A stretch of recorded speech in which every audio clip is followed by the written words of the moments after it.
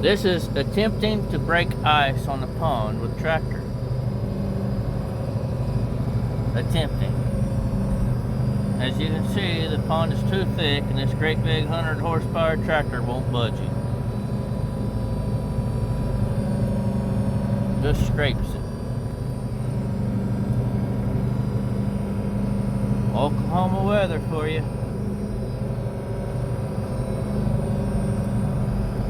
Oh shit. I finally got through. You see that water? I finally got through it.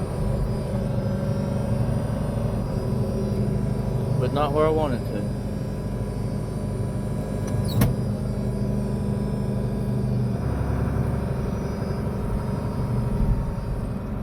About got stuck. Almost went it back up the hill. Bad idea. Bad idea. Best to have a four-wheel drive tractor. Y'all have fun now.